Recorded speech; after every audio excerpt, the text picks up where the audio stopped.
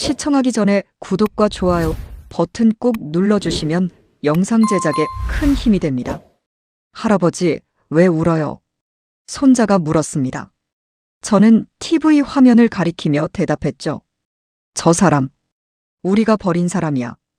11월 3일 밤 토트넘은 경기 종료 20초 전 무너졌습니다. 지하철에서 젊은이가 울먹였어요. 손흥민만 있었어도. 나흘 후 62세 노인은 런던에서 밴쿠버로 날아갔습니다. 54,500명. 단 1분 만에 매진. 홈팀 팬들이 적군 유니폼을 사고 있었습니다. 그날 저는 깨달았습니다. 우리가 무엇을 잃었는지. 34년 토트넘 팬의 고백 지금 시작합니다. 제 이름은 데이비드 클라크입니다. 올해 62. 런던 북쪽 토트넘 지역에서 태어나 평생을 이곳에서 살았습니다. 제 아버지도 할아버지도 토트넘 팬이었죠. 우리 집 거실벽에는 1961년 토트넘 더블 우승 사진이 걸려 있습니다. 60년이 넘은 사진입니다. 2025년 11월 3일 일요일 저녁. 저는 평소처럼 토트넘 호스퍼 스타디움 북쪽 관중석 제 시즌권 자리에 앉아 있었습니다. 섹션 254, 12열 18번 좌석. 34년간 제 자리였습니다. 이 좌석에서 저는 수많은 승리와 패배를 받고 울고 웃었습니다. 그날 우리는 맨체스터 유나이티드를 상대로 2대1로 앞서가고 있었습니다. 경기 종료 1분을 앞두고 있었죠. 주변 관중들은 벌써 우리는 토트넘, 슈퍼 토트넘을 부르기 시작했습니다. 저도 가슴이 벅차올랐어요. 리그 2위로 올라갈 수 있는 중요한 승리였으니까요. 그런데 경기 종료 20초를 남기고 믿을 수 없는 일이 벌어졌습니다. 맨유의 코너킥. 골키퍼까지 올라온 필사적인 상황이었죠. 공이 올라오고 드 리우트가 헤딩을 했습니다. 골망이 흔들렸습니다. 2대2 동점. 순간 6만 5천 명의 관중석이 죽음의 침묵에 휩싸였습니다. 아무도 말을 하지 못했어요. 저는 그 순간 무릎에 힘이 풀려 주저앉을 뻔했습니다. 34년간 이 경기장을 다녔지만 그렇게 허망한 순간은 처음이었습니다. 골을 넣은 드 리우트가 우리를 향해 손을 귀에 대며 조롱했습니다. 어디 한번 떠들어봐라. 하지만 아무도 입을 열지 못했어요. 그저 멍하니 서 있을 뿐이었죠. 경기가 끝나고 집으로 돌아오는 길. 지하철 안은 침울했습니다. 평소 같으면 시끄럽게 떠들던 팬들이 모두 고개를 숙이고 있었어요. 한 젊은 친구가 조용히 중얼거렸습니다. 손흥민이 있었으면 이겼을 텐데. 그 말에 주변 사람들이 모두 고개를 끄덕였습니다. 아무도 반박하지 않았어요. 왜냐하면 모두가 알고 있었으니까요. 우리가 얼마나 큰 실수를 저질렀는지를요. 집에 도착해서 휴대폰을 켰습니다. 토트넘 팬 커뮤니티는 폭발 직전이었습니다. 신이시여, 손흥민이 그립습니다. 그를 보유했던 시절이 정말 행운이었습니다.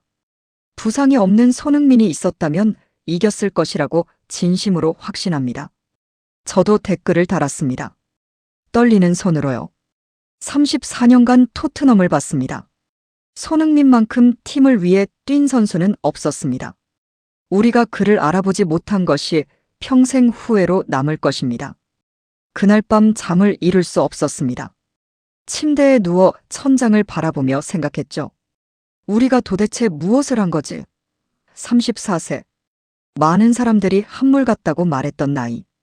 하지만 그는 지난 시즌 왼쪽 풀백으로 뛰면서도 10골 10도움을 기록했습니다. 어떤 공격수보다 더 많은 골과 어시스트를요. 더 고통스러운 건 우리 중 일부가 그를 쫓아냈다는 사실입니다. 리더십이 부족하다. 한국 팬들을 데려와 분위기를 망친다. 그런 말도 안 되는 비난을 했던 사람들. 지금 그들은 어디 있을까요? 경기장에 오지도 못하고 있을 겁니다. 부끄러워서요. 다음 날 아침 일찍 일어나 거실로 갔습니다. 벽에 걸린 사진들을 하나하나 바라봤어요. 1961년 더블 우승, 1991년 FA컵 우승, 2008년 리그컵 우승. 그리고 2024년 유로파 리그 우승 사진. 손흥민이 주장으로서 트로피를 들고 있는 모습. 제 눈에서 눈물이 흘러내렸습니다. 62세 노인이 아침부터 혼자 울고 있었어요. 아내가 내려와서 물었습니다. 여보, 왜 그래요? 저는 손흥민의 사진을 가리키며 말했습니다. 우리가 이 사람을 지키지 못했어. 아내는 아무 말 없이 제 손을 잡아줬습니다. 40년을 함께 산 아내였습니다. 제가 토트넘 때문에 울고 웃는 걸 평생 지켜본 사람이죠. 여보, 그 사람은 이제 더 행복한 곳에 있을 거예요. 당신이 걱정할 필요 없어요. 하지만 저는 알고 있었습니다. 문제는 손흥민이 아니라 우리였다는 것을요. 그는 잘 될 겁니다. 어디를 가든 성공할 사람이니까요. 문제는 그를 잃은 우리였습니다. 그날 저녁 펍에 갔습니다. 34년간 다니던 더 파이팅 카크라는 토트넘 팬들의 단골 펍이에요. 늘 시끄럽고 활기찼던 그곳이 그날은 장례식장처럼 조용했습니다. 바텐더 마이클이 저를 보고 고개를 저으며 말했어요. 데이브, 어제 경기 봤어? 봤지? 20초 남기고. 그래.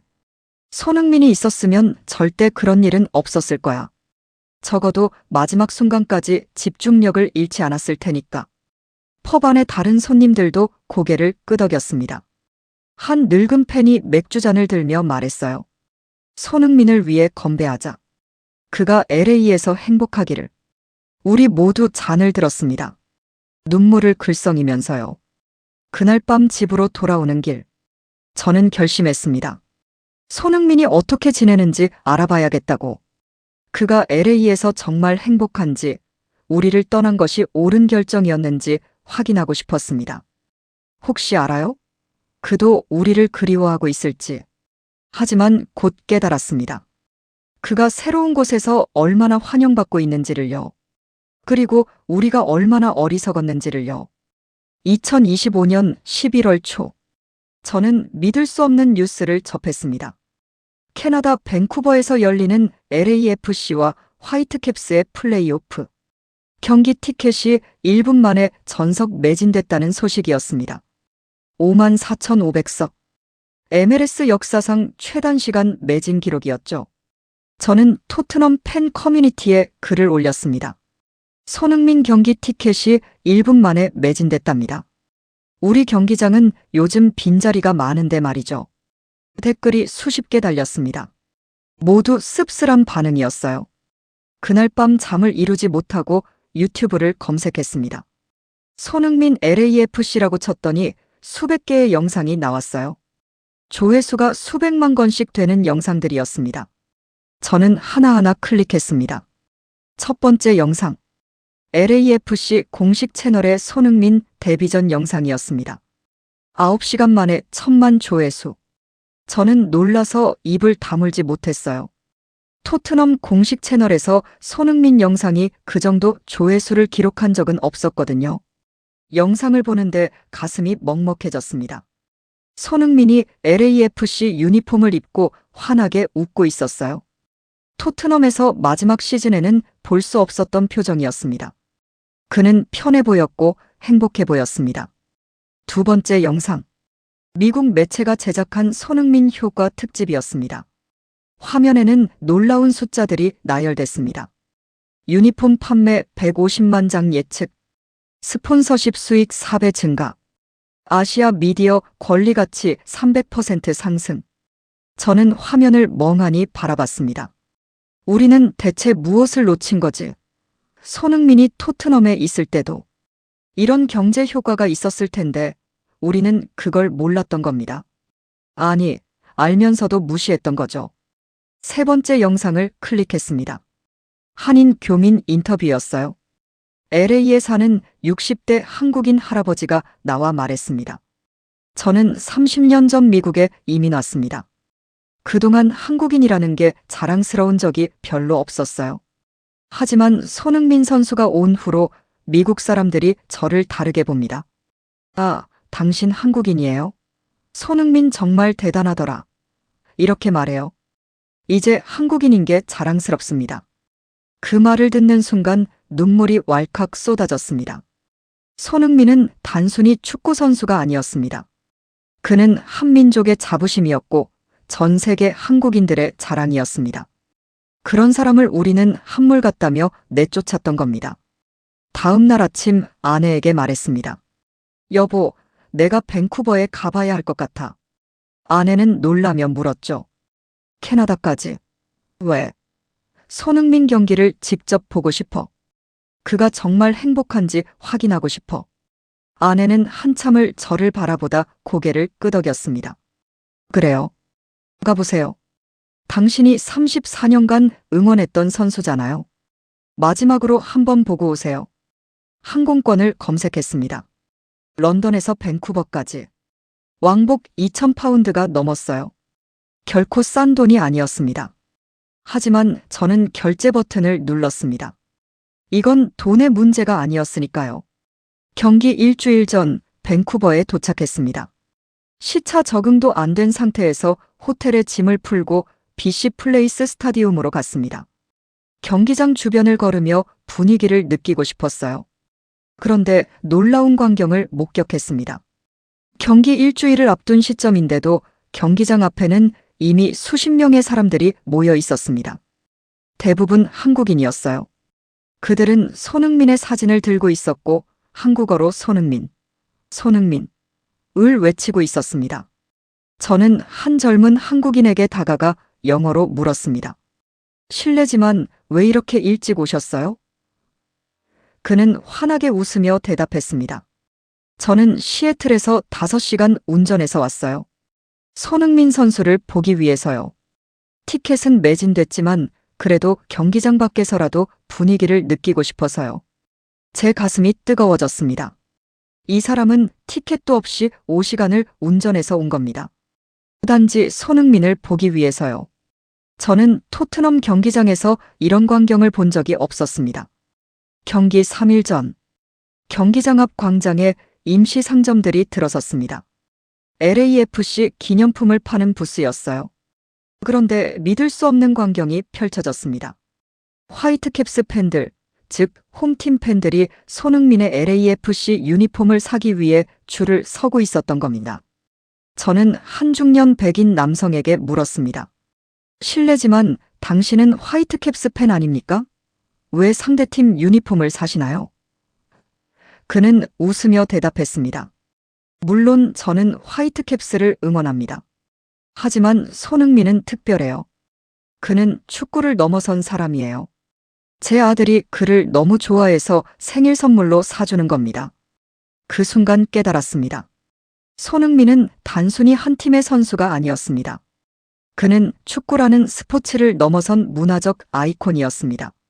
적과 아군을 구분하지 않고 모두가 사랑하는 선수였던 거죠. 경기 전날 밤, 호텔방에서 혼자 생각에 잠겼습니다. 우리는 34년간 무엇을 해온 걸까? 토트넘에서 우리는 선수들을 비판하고 감독을 바꾸고 항상 불만을 토로했습니다. 하지만 정작 가장 소중한 것을 지키지 못했습니다. 휴대폰을 꺼내 토트넘 커뮤니티를 확인했습니다. 여전히 손흥민 이야기로 가득했어요. 경기장에 빈자리가 너무 많다. 한국 팬들이 그립다. 공격력 종말. 모두가 후회하고 있었습니다. 저는 댓글을 달았습니다. 저는 지금 밴쿠버에 있습니다. 내일 손흥민 경기를 보러 갑니다. 54,500명이 그를 보기 위해 모입니다. 우리가 무엇을 잃었는지 확인하러 왔습니다. 댓글이 순식간에 수십 개 달렸습니다. 부럽습니다.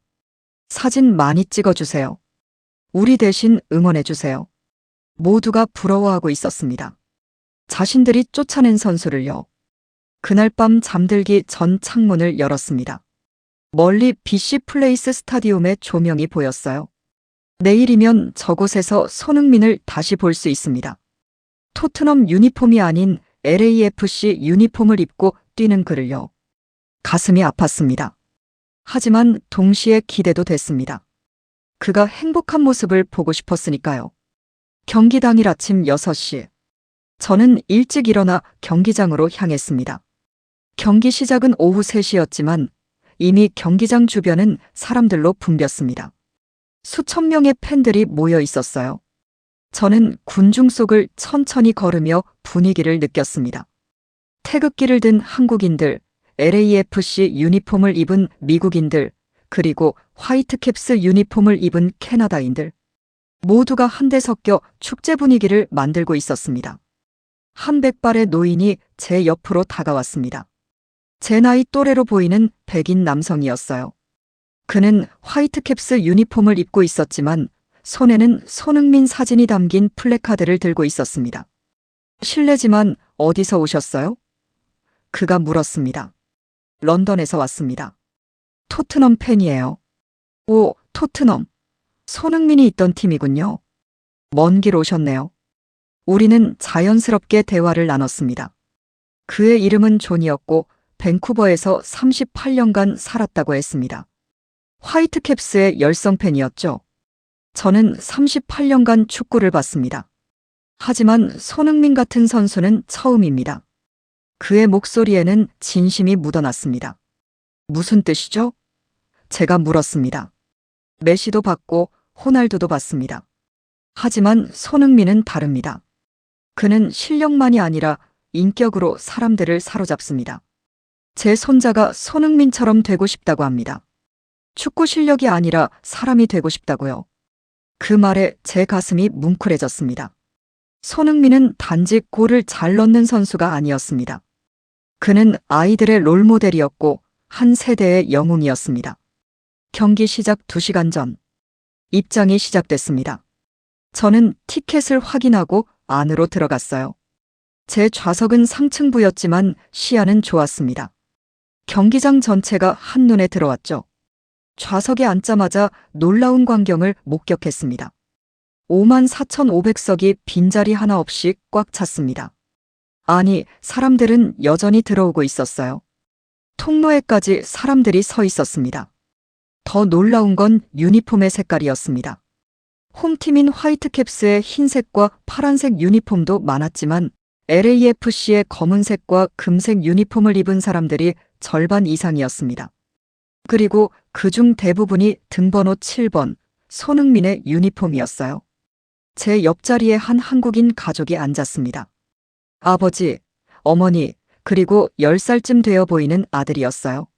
소녀는 손흥민 유니폼을 입고 있었고 손에는 작은 태극기를 들고 있었습니다. 어디서 오셨어요? 제가 한국어로 물었습니다. 아버지가 놀라며 대답했어요. 아, 한국 분이세요? 저희는 토론토에서 왔습니다. 비행기로 5시간 걸렸어요. 5시간이나 오셨다고요? 네. 아들이 손흥민 선수를 너무 좋아해서요. 생일 선물로 데려왔습니다. 소년이 제게 말을 걸었습니다. 아저씨, 손흥민 선수 진짜 볼 수 있어요? 응, 곧 나올 거야. 와, 진짜요? 저는 꼭 손흥민 선수처럼 되고 싶어요. 제 눈에서 눈물이 났습니다. 이 소녀는 5시간을 날아와 손흥민을 보러 왔습니다. 생일 선물로요. 토트넘에서 마지막 시즌 일부 팬들은 손흥민에게 야유를 보냈었죠. 그 기억이 떠올라 더욱 가슴이 아팠습니다. 경기 시작 30분 전, 선수들이 워밍업을 위해 필드에 나왔습니다. 그리고 손흥민이 나타나자 경기장 전체가 들썩였습니다. 선. 5만 명이 넘는 관중이 일제히 외쳤습니다. 저도 모르게 자리에서 일어나 박수를 쳤습니다. 눈물이 흘러내렸어요. 34년간 토트넘을 응원했지만 이런 광경은 처음이었습니다. 홈팀도 원정팀도 아닌 모두가 한 선수를 위해 환호하는 모습을요. 손흥민은 관중석을 향해 손을 흔들었습니다. 그리고 깊게 인사를 했어요. 한국식 절을 했습니다. 그 겸손한 모습에 관중들은 더 큰 환호를 보냈습니다. 제 옆에 소년이 아버지에게 물었습니다. 아빠, 왜 손흥민 선수는 저렇게 인사해요? 저게 한국식 예의야. 손흥민 선수는 겸손한 사람이거든. 경기가 시작되고 15분쯤 지났을 때였습니다. LAFC가 볼을 잡았고 빠른 역습 상황이 만들어졌습니다. 부안가가 중앙에서 공을 잡았고 왼쪽 측면에 손흥민을 봤습니다. 패스. 손흥민이 공을 받았습니다. 수비수 한 명이 달려들었지만 손흥민은 특유의 빠른 드리블로 제쳤습니다. 두 번째 수비수. 역시 제쳤습니다. 그리고 슈팅. 골. 공이 골망을 흔들었습니다. 54,500명의 관중이 일제히 환호했습니다. 저도 자리에서 벌떡 일어나 소리쳤어요. 선. 제 옆에 소녀는 뛰면서 울고 있었습니다. 너무 기쁜 나머지 눈물을 흘리고 있었어요. 아버지가 아들을 안아주며 함께 울었습니다. 저도 울고 있었습니다. 이 순간 깨달았습니다. 손흥민은 메시를 넘어섰습니다. 실력으로는 메시를 넘을 수 없을지 모릅니다. 하지만 사랑으로는 이미 넘어섰습니다. 메시에게도 안티팬이 있지만 손흥민에게는 없었으니까요. 경기는 3대 0으로 LAFC의 완승으로 끝났습니다. 손흥민은 2골 1도움을 기록했어요. 경기가 끝나고 선수들이 팬들에게 인사하러 왔을 때 54,500명의 관중이 일제히 한 사람의 이름을 외쳤습니다. 손흥민.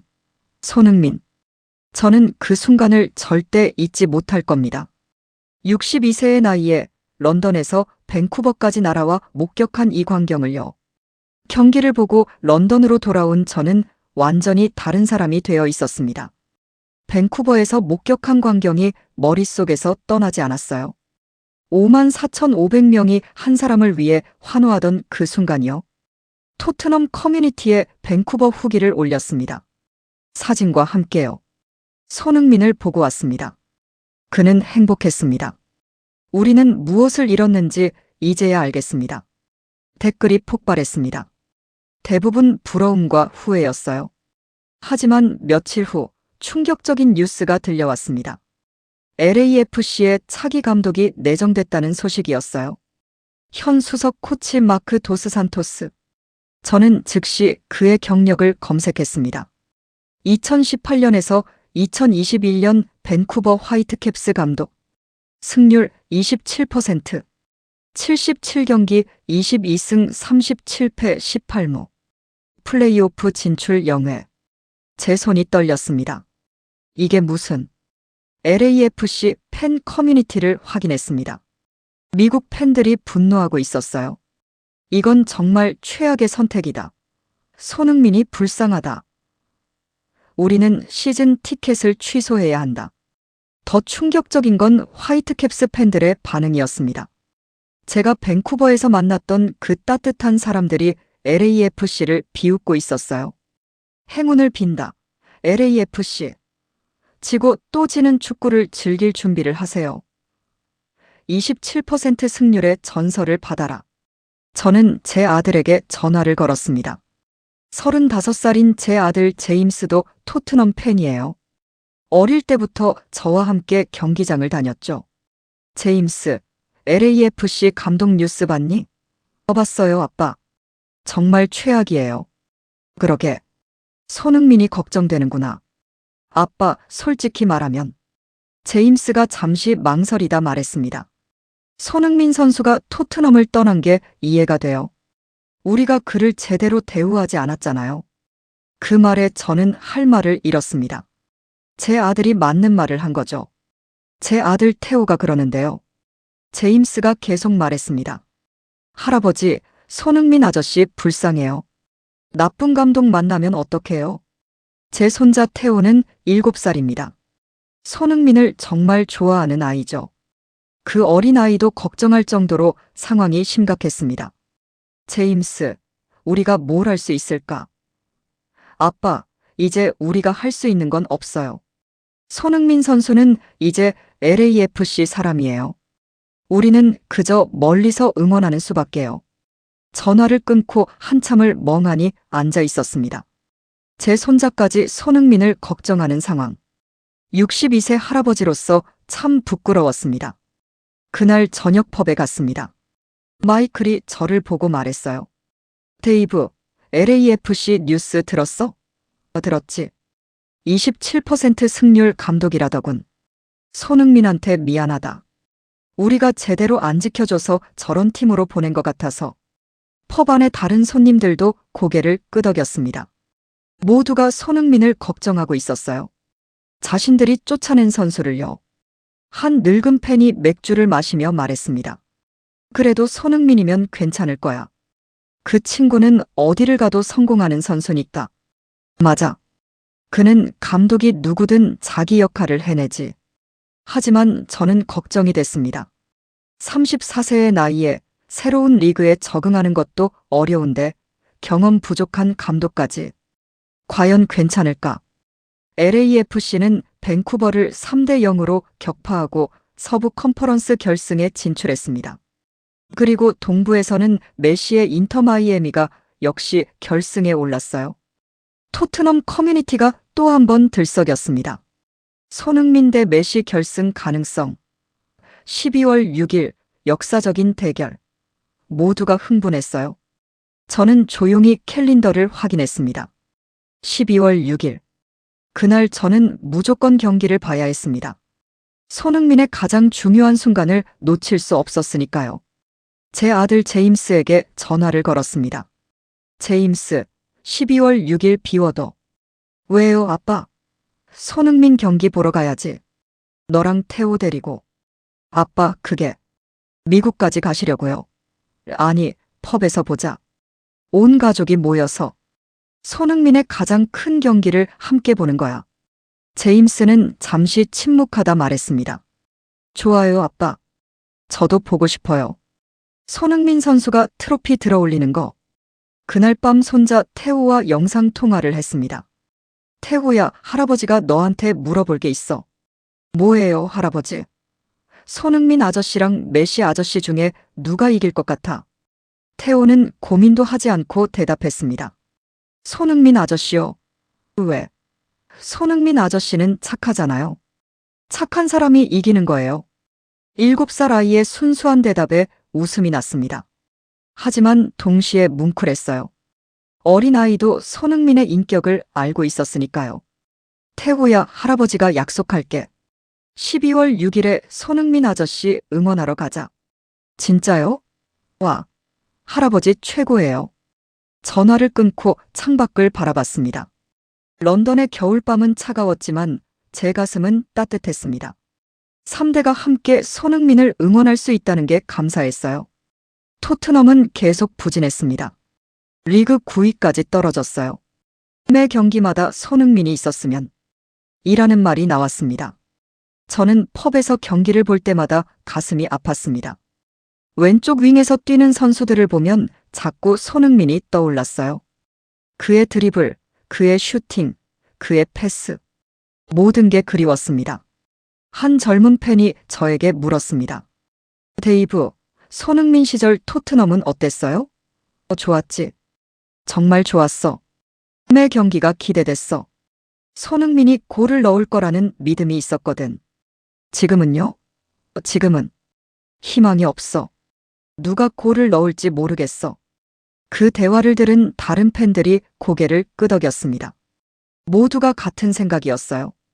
우리는 희망을 잃었습니다. 손흥민과 함께요. 토트넘은 계속 부진했습니다. 리그 9위까지 떨어졌어요.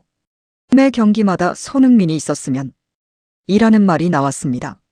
저는 펍에서 경기를 볼 때마다 가슴이 아팠습니다. 왼쪽 윙에서 뛰는 선수들을 보면 자꾸 손흥민이 떠올랐어요. 그의 드리블, 그의 슈팅, 그의 패스. 모든 게 그리웠습니다. 한 젊은 팬이 저에게 물었습니다. 데이브, 손흥민 시절 토트넘은 어땠어요? 좋았지. 정말 좋았어. 매 경기가 기대됐어. 손흥민이 골을 넣을 거라는 믿음이 있었거든. 지금은요? 지금은 희망이 없어. 누가 골을 넣을지 모르겠어. 그 대화를 들은 다른 팬들이 고개를 끄덕였습니다. 모두가 같은 생각이었어요. 우리는 희망을 잃었습니다. 손흥민과 함께요. 12월 6일 드디어 그날이 왔습니다. MLS컵 결승전. 손흥민의 LAFC 대 메시의 인터 마이애미. 저는 아침 일찍 일어나 펍으로 향했습니다. 제임스와 태호가 이미 와 있었어요. 태호는 손흥민 유니폼을 입고 있었습니다. 할아버지, 태호가 달려와 안겼습니다. 손흥민 아저씨 오늘 이길까요? 물론이지. 우리 태호가 응원하는데 안 이기겠니? 펍은 이미 사람들로 가득 찼습니다. 대부분 토트넘 팬들이었어요. 그들은 LAFC 유니폼을 입거나 손흥민의 사진을 들고 있었습니다. 경기가 시작됐습니다. 양팀 모두 최선을 다했어요. 메시는 여전히 경이로웠고 손흥민은 쉬지 않고 뛰었습니다. 전반 35분. 손흥민이 공을 잡았습니다. 순간적인 드리블로 수비수 2명을 제쳤어요. 그리고 왼발 슈팅. 골. 펍 전체가 폭발했습니다. 사람들이 뛰고 소리 지르고 술을 쏟았어요. 저도 태호를 안아올리며 소리쳤습니다. 선. 태호는 울고 있었습니다. 기쁨의 눈물이었어요. 제임스도 울고 있었고 저도 울고 있었습니다. 경기는 2대1로 LAFC의 승리로 끝났습니다. 손흥민이 우승컵을 들어올렸어요. 34세의 나이에 새로운 리그에서 첫 시즌에 우승을 차지한 겁니다. 저는 태호를 안고 화면을 바라봤습니다. 손흥민이 트로피를 들고 환하게 웃고 있었어요. 그 미소를 보는 순간 모든 게 괜찮다는 생각이 들었습니다. 우리는 그를 잃었지만 그는 행복합니다. 그걸로 충분했습니다. 경기가 끝나고 집으로 돌아오는 길. 태호가 제 손을 잡고 말했습니다. 할아버지, 저도 손흥민 아저씨처럼 될 거예요. 어떻게? 착한 사람이 될 거예요. 그럼 다들 저를 좋아할 거잖아요. 그 말에 눈물이 났습니다. 손흥민은 단지 축구선수가 아니었습니다. 그는 한 세대의 롤모델이었고 아이들의 꿈이었습니다. 집에 도착해서 침대에 누웠습니다. 62년의 인생을 살면서 오늘만큼 행복한 날이 있었나 싶었어요. 손흥민 감사합니다. 당신이 토트넘에 있어줘서 감사했고 지금 행복해서 감사합니다. 34년간 토트넘을 응원한 이 노인에게 가장 아름다운 기억을 남겨줘서 감사합니다. 당신은 진정한 전설입니다.